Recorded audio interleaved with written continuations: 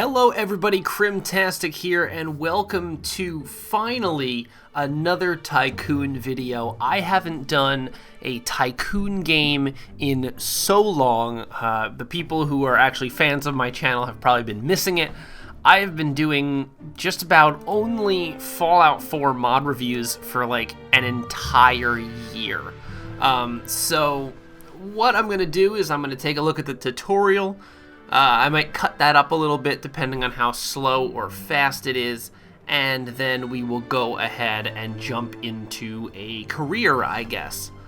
I'm just gonna adjust some volumes here so that we're not too horrendously loud and peeking into the red. We don't want that. Let's hop into the tutorial. Part 1, Newcomer. If you're new to strategy and Tycoon games, know the basics but need to go into detail with production lines, or okay, let's do part 2. I don't think I need part 1.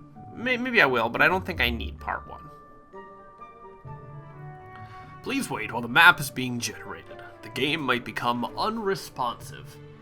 So this game looks great. It's in one of my favorite art styles, which is the low poly, like harsh shading. It looks fantastic. Welcome to part 2 of the tutorial. Here we'll cover the finer details of the tech tree and economy. The player's goal is to run a thriving business by placing farms, gatherers, factories, and logistic buildings to make and move goods to sell to shops, which are run by settlements. Once you establish yourself as an industrial tycoon, you can use your resources to research and build a new car prototype that runs on biofuel. Completing this task will cement your legacy among other players, but who is the best? Share your final score on social media. I won't do that. We'll begin with starter money in the form of a loan and new innovations to start your business. To start off our venture, we need to build an HQ building. I can do that. Let's put it here where it's suggesting. The HQ model can also reflect the success of your business by changing the architecture of the building to something that better suits your style, for a little cash, of course. So that's pretty, pretty common. The HQ building also handles the tech tree and loans. Here it is. Click on Research tab. Click on Open Tech Tree. So here's our tech tree. The tech tree is a series of unlocks that represent either an innovation that can help make your business run smoother or a product that will sell for high profits. The tech tree is broken up into smaller trees, each representing a different industry. Within each tree, there are unlocks connected to each other and arranged into rows. So that's one of the things I like about this. There seems to be a lot to do, and this is still not a finished game. Like, it's really... It looks really in-depth, and I'm excited for the final release. A product will build upon another product from a previous row to add more complexity, cost, and profit the further you go down the tech tree. We'll start with a few free unlocks. Using them, we can customize our initial strategy and determine the direction of our business. For this tutorial, let's research towards pizza. I can make pizza. Okay, so we'll research vegetables, wheat, and flour. Now, from here we need to research unlocks to gain access to recipes and upgrades. All you need to begin researching is click on a product. To continue towards pizza, click on dough. When you mouse over a product, a tooltip will display the product, where it's made, its components, and the time, as well as the total cost to unlock that product. To unlock something, make sure you research its prerequisites first. The exception to this are raw resources, which are unlocked by default. By adjusting the investment slider, we can increase or decrease the monthly cost, which will respectively decrease or increase the amount of time it takes to research and unlock. Every building, except Gatherers and the HQ building, is locked at the beginning of the game. You need to research at least one recipe from a farm or factory to unlock that building. There is also an unlock queue where we can create a list of unlocks to be researched continuously. We can have up to 6 unlocks queued. Add cows, cheese, and pizza to the unlock queue. Okay. Close tech tree. Now let's talk about loans. Loans are sums of money lent to you from a settlement to be paid back monthly, or starting capital to loan from your home region. Take out a loan to browse available loans. You can have up to 3 loans at any time, including your starting and bankruptcy loans. To take one out, you can open your HQ, pick a settlement, the amount, and the duration.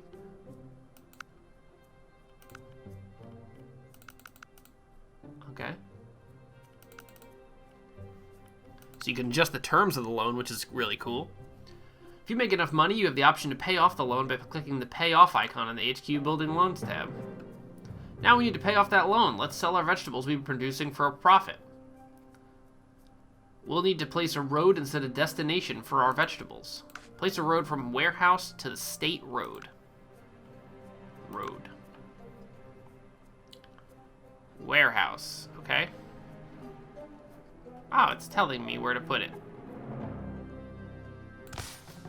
For the purpose of the tutorial. Ah, I can move around easier like that.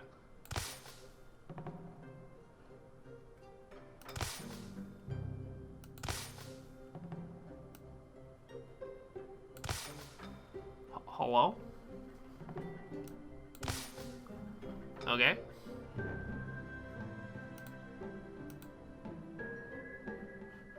Where does it... Ah. So you have to physically drag over for the roads to connect. Open the warehouse's building panel.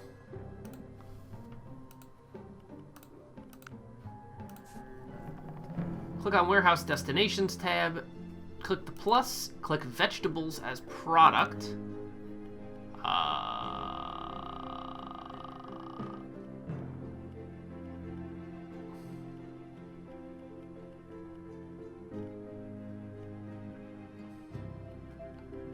Oh, I can scroll down. Vegetables. Choose destination. Select state category. Selling to the state guarantees instant payment for all of our product. They'll only pay us 50% of its market price. Now, let's switch the destination to something more profitable. Settlement shops will pay full price, but will store our products until they're ready to use them. Click on State South. Select the commercial category. Select the closest farmer's market. Close warehouse building panel. So now we're selling vegetables to the farmer's market, which is here. At the end of a 15-day cycle, the population will consume the wanted products from the shop's stored supply equal to the demand for the product in that shop. Settlements will set their demand for a product based on the type of product, their population, and how quickly that product is made. If enough products are sent to a settlement, its population will grow. Population growth increases demand, and after certain milestones, the settlement will add more shops. When a settlement adds a shop, it provides more opportunities to make a profit from different production lines. The exception to this rule is wholesalers. These shops collect products produced by the settlement for you to buy at double the market price. If we want to buy a product from a wholesaler, all we have to do is select the product and set the destination at the wholesaler to one of our buildings that need the product. Send water to the crop farm. Oh, close wholesaler panel. As you grow your industrial empire and sell more products, you will have to take into account the global market. Oh, it's up here. Based on what has been consumed in the past week and has remained in storage across the map, the global market will adjust the price of a product. If the global consumption of storage of a product is more than the global demand, the global price of that product will go down. That makes sense. If the reverse is true, then the global market will raise the price of the product. Balancing demand with supply in the global market is the key to maximizing profits at all times.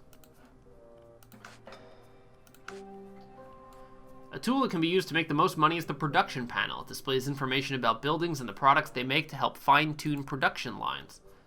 The buildings panel displays each building you have built, how efficient it is, and the cost to operate. The products panel shows all products made, the amount produced, and the product sales. One of the many uses for this screen is to compare the production rate of a product, total sales, and its production cost. Another couple ways to increase our funds is to keep an eye out for contracts and events. Contracts are agreements the player makes with settlements to provide them with a specific quantity of a product. Settlements make offers based on what recipes the player has unlocked. When offered, the player has the option to either accept, reject, or close the panel to pass it on for now. If accepted, the player has a limited time to finish the contract or suffer a penalty. Well, I'm already delivering vegetables. Oh, they're going.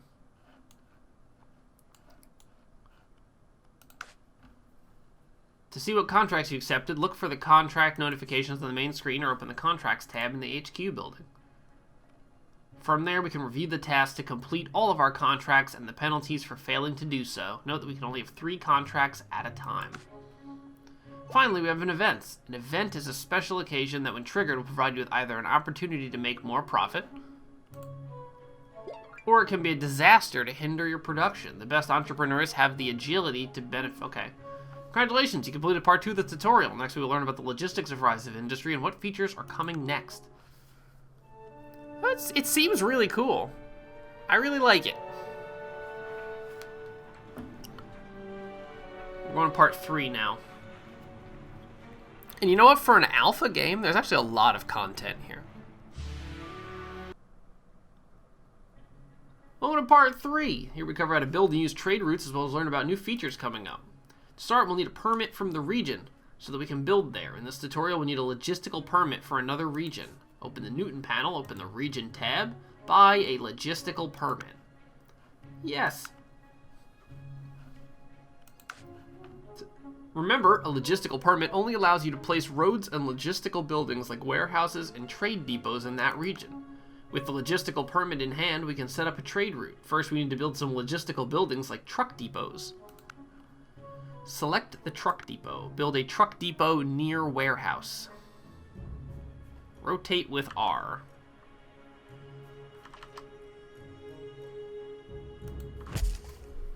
Build a truck depot near Newton.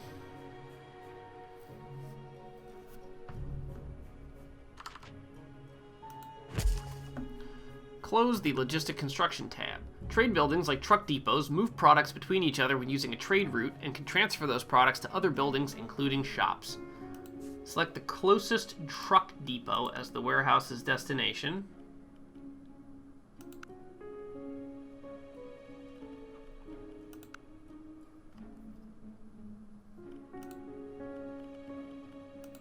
Truck depot. Okay. Click plus to set the second truck depot product slot to vegetables. Set the closest farmers market as the second depot's destination. Okay, so we're driving them over here and then selling them to the farmers market. Now we can set up a truck trade route between the truck depots to move a large number of vegetables closer to the next settlement. Open the trade routes panel. Click on Add Route and select the Trucks category. Select the first truck depot. Fill 2 trade slots with vegetables using the plus button. We have our starting point set. Let's add a stop to get this route going. Note, products will only transfer between trade depots of the same type. Add stop. Select the Newton Truck Depot as your second stop.